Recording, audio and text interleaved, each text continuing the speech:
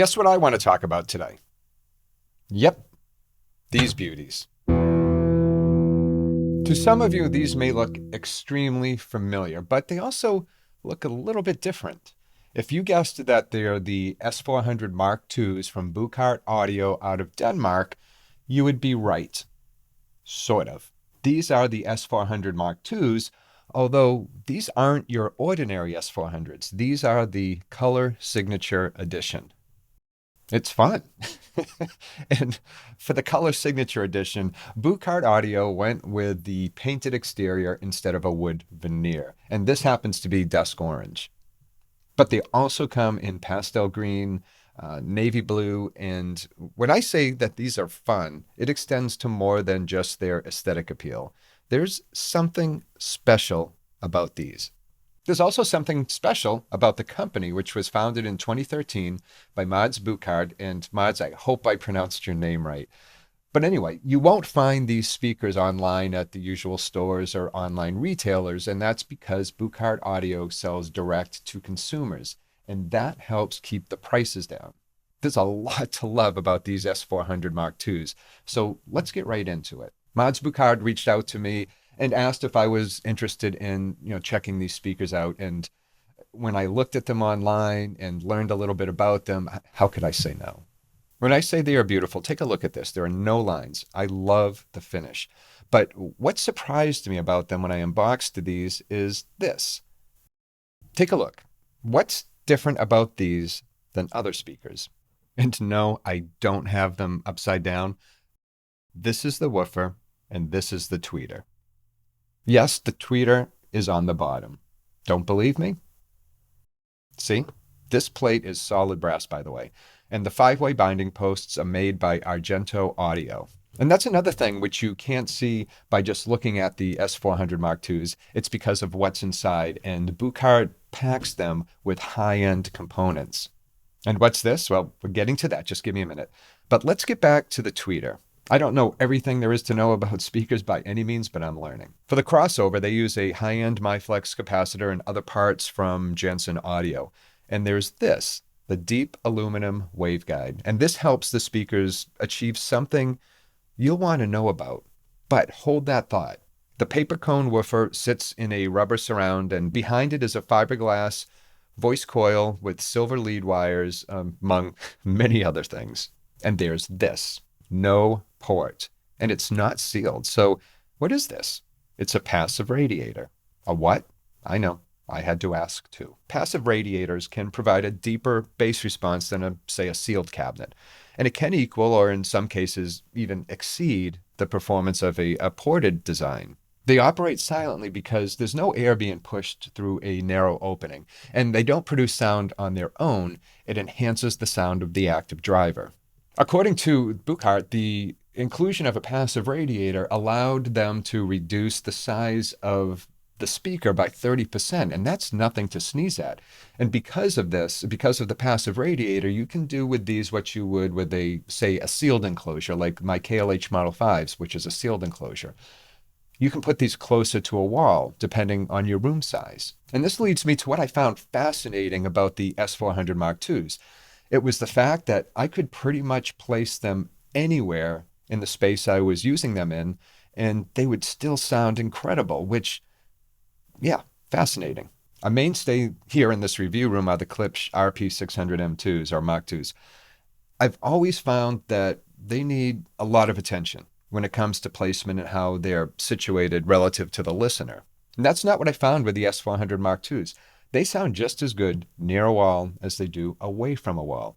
And also, they sound incredible both on axis and off axis. I assume that's due to the waveguide. I don't know if that's patented, but it really should be. Whatever the reason is, I found placing these in a space incredibly easy, which I don't find with my KLH Model 5s. They are very flexible in where you place them, but I'm constantly futzing around with their placement. They started out being 10 inches away from the front wall, then they've gone to being about 32 inches away from the wall. No matter, how I look at it, there's constant tweaking going on with me and my Model 5s. It's kind of a love-hate relationship. Actually, it's more of a love relationship. I really like them. But with these, I swear, I don't know how they do this or do what they did to enable it, but I seriously can place these almost anywhere in your space. With these, I settled on about 20 to 24 inches from the wall on a pair of Pangea audio stands that I have filled with sand to reduce resonance. So what did I pair them with? Well, with a listed sensitivity of 87 dB, you do need a bit of power to drive them. I believe the recommended minimum is 40 watts. So anything you can do above the 40 watts, the better. I could have used the Galeon TS120, but that runs about 30 watts in Class A. I could have gone to Class AB and get 50 watts out of the Galeon, but instead I hooked it up to the Denon 600 NE, which delivers 70 watts to a 4 ohm speaker, which these are. I also let them settle in before taking any listening notes, and I'd say I probably listened to about 20 hours of music before, sitting down with my notepad, which is actually my iPad, to take some listening notes. I was going to go, right for fish because I've been doing that lately when I've been, trying new equipment or tweaking my speakers, my Model 5s. And that's because with the Fish studio albums, I like the instrumentation and I like the fact that the instruments are separated. But I was feeling in a bit more mellow mood on that first listening or critical listening session, so I pulled out Neil Young's Before and After. Now, this is a unique album as it's really one long interrupted acoustic session where Neil revisits some old songs from the vault. I was particularly fond of two piano-based songs that first appeared on 1994's Sleep with Angels, a studio album that Neil did as a eulogy to Kurt Cobain, who had recently died in '93. One of my favorites from that album is A Dream That Can Last, which kind of serves as a lullaby to that first album. It closes out the album. And I found that on this album, it was a little bit more confident. And Neil's voice through the S400 Mark IIs were presented in a way that Neil, I bet, would be proud of being an analog guy. They were balanced and organic is really the best way I think I can put that. And the piano was crystal clear. Through the clips, I found the highs a little bit too bright at times, and it took me a long time to tame that brightness with speaker placement and toe-in and all kinds of crazy things to try to tame those speakers. But I didn't have to worry about that with the S400 Mark IIs. Like I said, the piano was crystal clear. It wasn't airy, but it was balanced, very balanced with the vocals. And that speaks to the mid-range that's put out by these speakers. After Neil, I put on Elton John's Yellow Brick Road.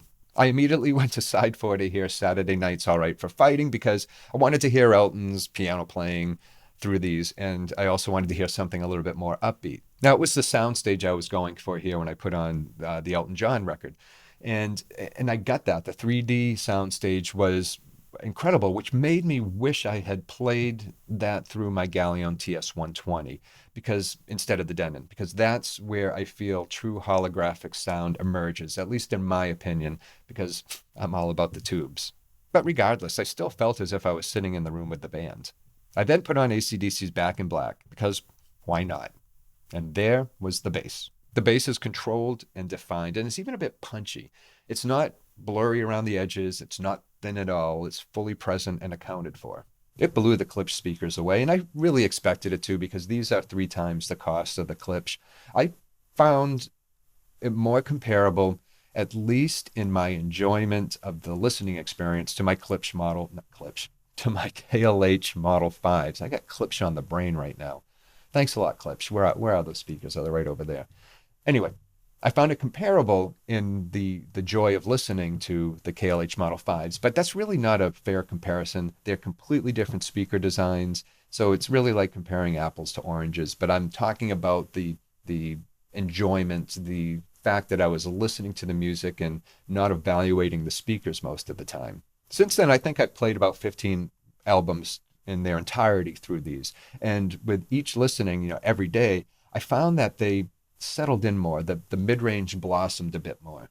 If I was in the market for another set of speakers, these would easily be on my short list, if not the top of my list.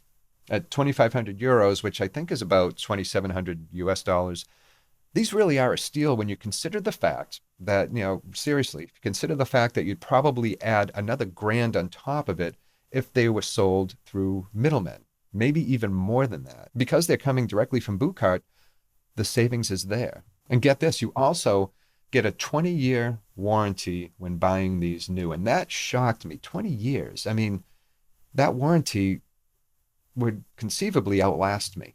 I also forgot to mention that they do come with grills.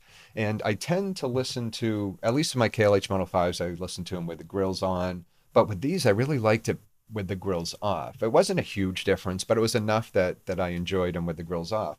But as you can see here, the grills don't cover the entire face of the speaker, but I already put the tweeter on. And there's a little magnet in there that allows it to attach, right to the face of the speaker and cover the woofer. Are there any shortfalls? Well, no, not that I could hear. I mean, these are incredibly adept at handling, soft acoustic albums to, hard hitters like AC/DC and Iron Maiden, which reminds me, before I send these back to mods, I really need to listen to Senjutsu through these. So I know what I'm doing tonight. So what about you? What are you listening to right now? What are you listening to tonight? And what are you listening to it on? I'd love to hear from you, as always. And again, as always, thank you so much for being here. I really appreciate it. You don't know how much. And if you found value in this channel, don't forget to like and subscribe. And until next time, take care of yourself and enjoy your records.